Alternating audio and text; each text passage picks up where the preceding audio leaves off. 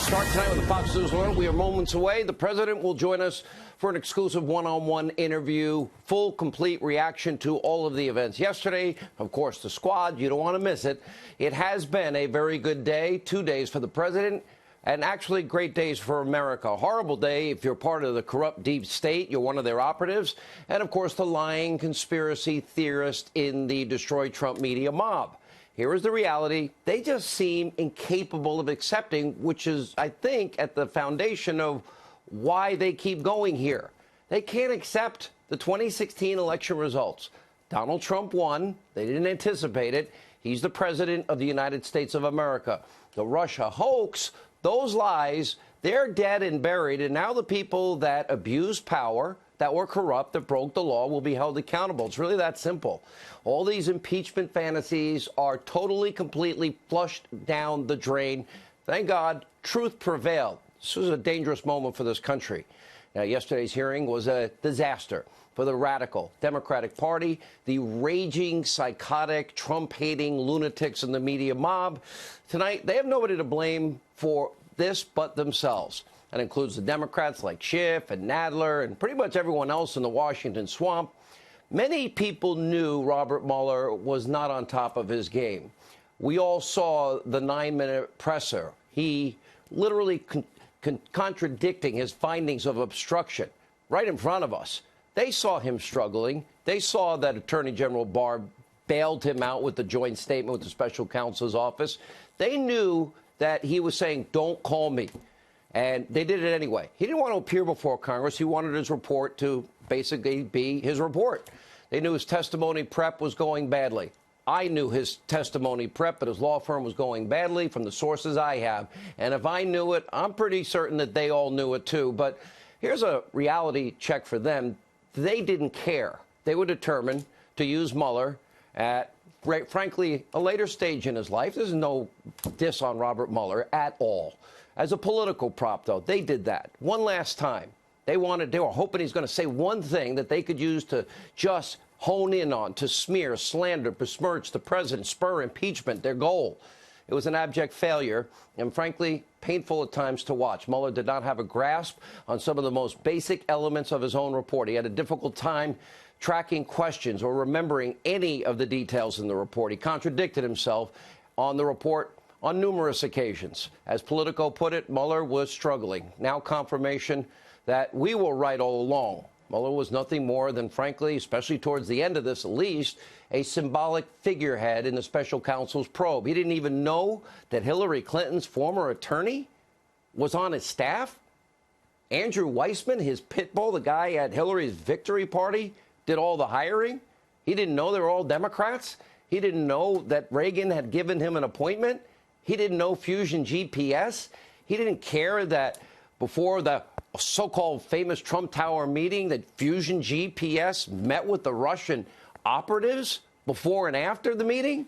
In other words, for 20 months, Democrats used Mueller's so-called apolitical reputation. He is a decorated Marine. He did serve this country and in combat, long-serving former FBI director, using him to legitimize their partisan witch hunt, caring nothing about the person at all. It seems that there's really publicly only one person that cared about Robert Mueller, kept trying to throw him a lifeline, trying to protect his reputation, knowing this would go badly. That was the Attorney General. That was Attorney General Barr. And he was slandered and smeared for it. Something was up when he very graciously agreed to that joint statement. It just didn't track right in my brain. Hillary Clinton superfan, the guy at the victory party, Andrew Weissmann, the pit bull. This is the guy that Sidney Powell wrote about in License to Lie. The most atrocious prosecutorial track record I have ever heard of in my life, likely running the show from day one, which actually makes the conclusion even that much more remarkable. Yesterday, the president tweeted that truth is a force of nature. He was right. The left's hoax has been exposed. Actually, even the New York Times stumbled on some truth. Now, think about this. When they reported that the dossier was probably Russian disinformation from the get-go, what were they really saying there? That means, without saying it, they kind of inadvertently were saying if the Russians were involved from the beginning and they knew about Steele feeding this to Hillary, as they said, that it was likely Russian disinformation from the get-go, that means that the Russians were not helping Hillary Clinton in the 2016 election. That would mean they were trying to screw over Donald Trump and get Hillary elected.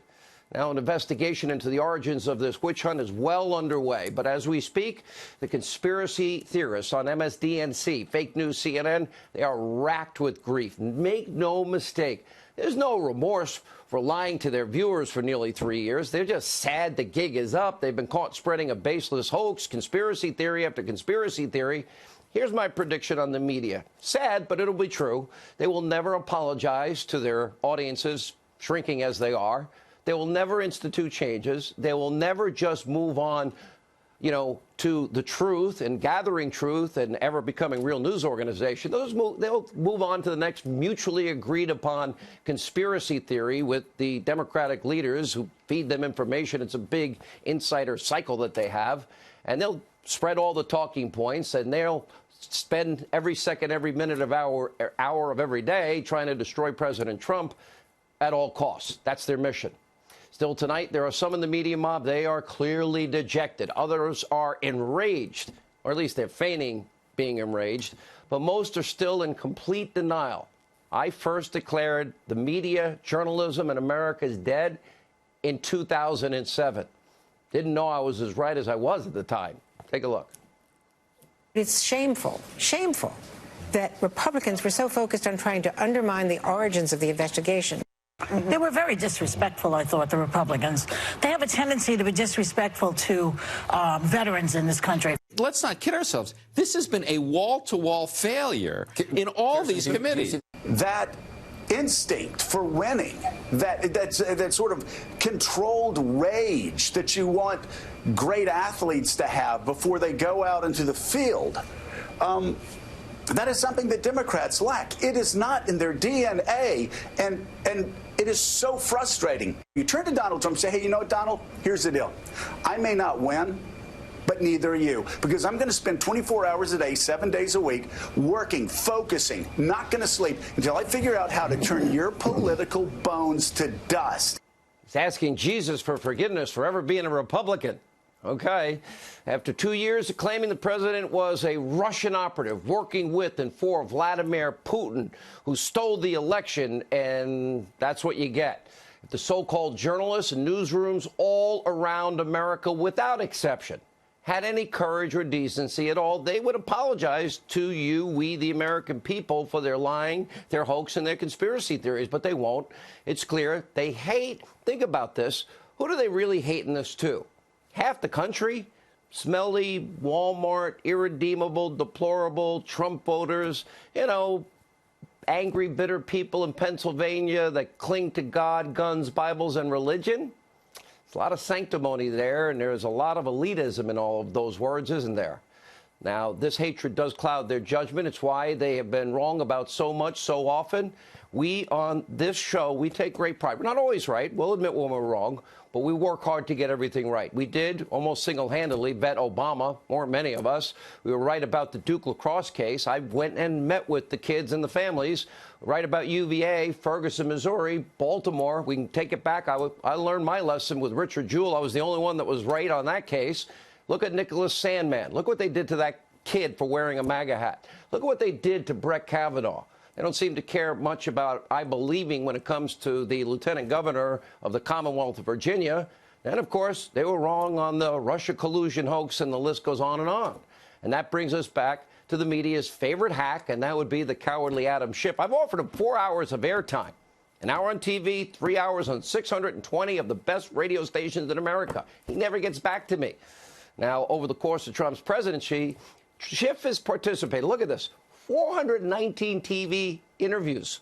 Order 19, not on this show. He actually spread real conspiracy theories about Russia, created false hope in all of these liberals and all of those resistance members. But despite many offers to come on this program, the full hour, he always declines. Now, the cowardly Schiff knew he was full of BS. He knew he was lying. He kept raising the bar, expectations. He says, well, I've seen it. We've got the evidence. We don't. And let's not forget Schiff is a coward.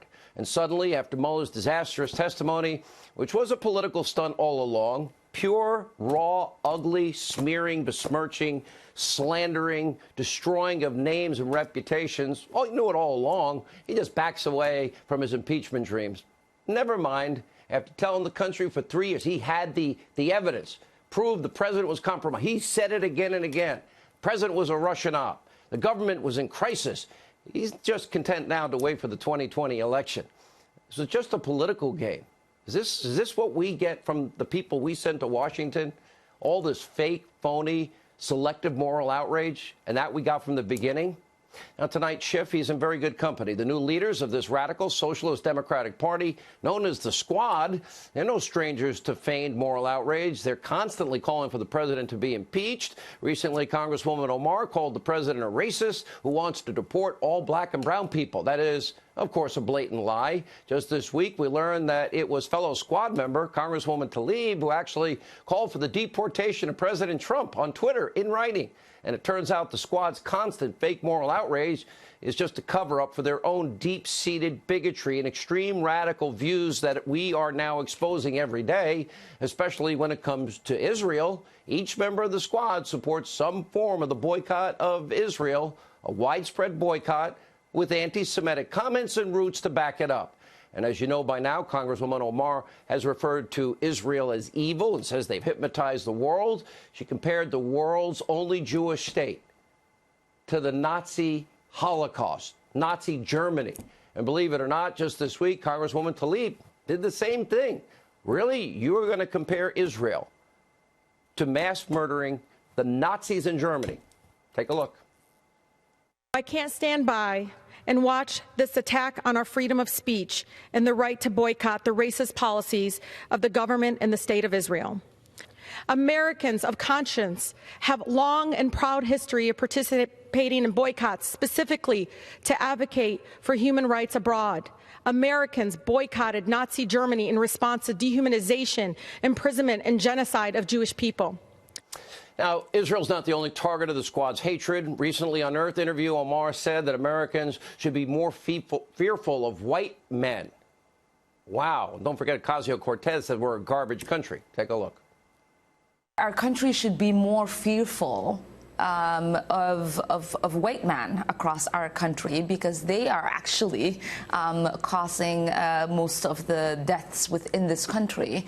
And so if fear was the driving force of policies to keep America safe, Americans safe inside of this country, we should be profiling, monitoring, and creating policies to fight the radicalization of white men. White men. In reality, we should be most fearful of the Squad's radical socialist ideology. It will destroy this country.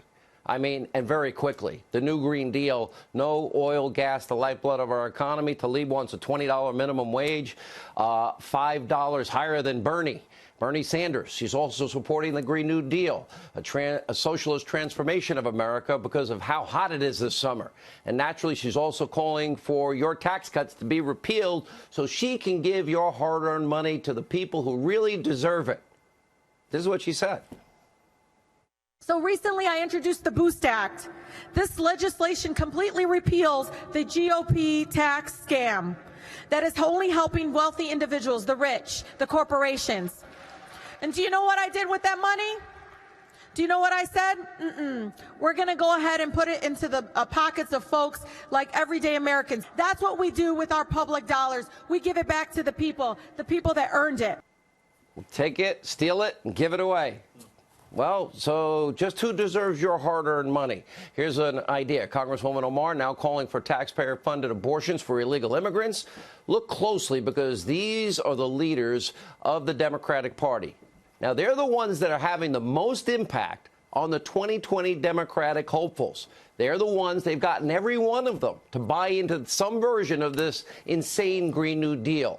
And by the way, at this particular hour, it's not Pelosi, she's speaker in name only, but you have Congresswoman Omar, Tlaib, Ocasio-Cortez, and Presley all being cheered on by their radical base, including the far-left crowd in Hollywood. Anti-Trump hysteria on the West Coast, they're at a fever pitch. Many in the film industry becoming literally unraveled. Take, for example, remember this guy worked at fake news CNN, D.L. Hewley, whatever his name is, just said that devil worshippers were better than Trump supporters.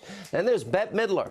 Well, instead of actually making movies, well, she now spends her days, well, rage tweeting the president, like the media. But yesterday, when she tried to bash the president, she actually tweeted out something racist. Yikes. Midler posted this picture of a Trump rally with the caption. Look at what she says here. Look, there are African-American men in this shot. How much did they pay them to be in the background? Maybe nobody told her that we have the best employment situation since 1969 and a record low unemployment in the history of the country for African Americans, Hispanic Americans, Asian Americans, women in the workplace, and youth unemployment. That happened because of Donald Trump's policies. That didn't happen under Biden-Obama. Bette Midler thinking the African Americans, what, they can't have differing independent political views? Pretty despicable, disgusting, vile, and racist, and virtually no one in Hollywood is willing to call her out. Shocking. The social justice warriors constantly accusing conservatives every single 2-4 years of being racist, sexist, homophobic, xenophobic, Islamophobic, wanting dirty air, water to kill children and throw Granny over the cliff after Granny only eats dog food and cat food. Well, that's up there, too, by some people on the left. I think we know what's going on here, and it can be summed up in just 3 words. Fake moral outrage. Midler, Hollywood friends, they don't care about racism, sexism, xenophobia, or any of this unless they can bludgeon Trump or a political ally of the president or a conservative. In the end, Bette Midler is just the perfect representation of today's radical left, hates the president, his supporters, never talks about his success, and she's obsessed, willing to go to any length to smear people, even if that means tweeting out what she did.